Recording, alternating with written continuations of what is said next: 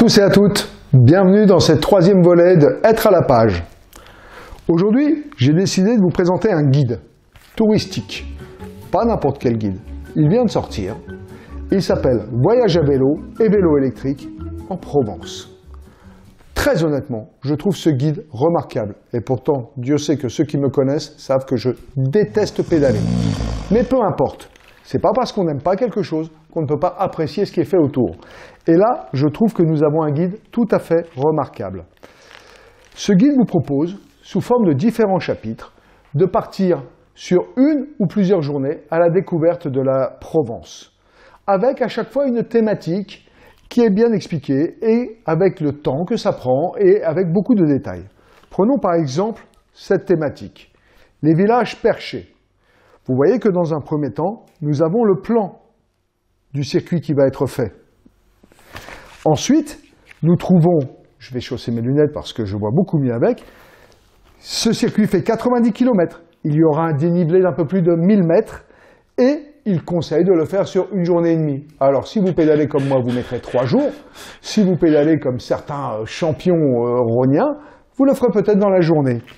Ensuite, lorsque l'on tourne, on voit un petit sujet sur chacun des endroits où on va passer, que ce soit les villes, les villages ou que ce soit les sites remarquables, vous trouvez une description. Et à chaque fois, c'est succinct, mais précis.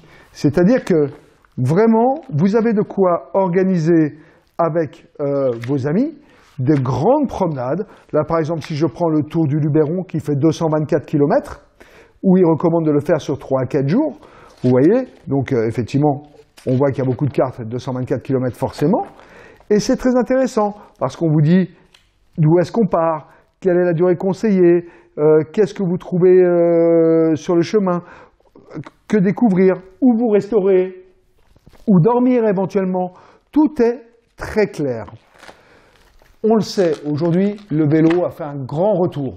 Bon, dans la région, on ne peut pas appeler ça un grand retour parce que j'ai l'impression, moi ça fait 13 ans que je suis ici, que tout le monde pédale dans la région et depuis longtemps. Mais le vélo, et surtout le vélo électrique, ont rendu ce genre de promenade beaucoup plus accessible à tout le monde.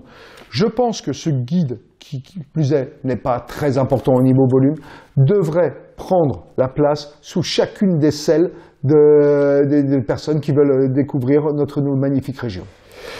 Voyage à vélo et vélo électrique, Provence, écrit par Philippe Calas aux éditions Glénat.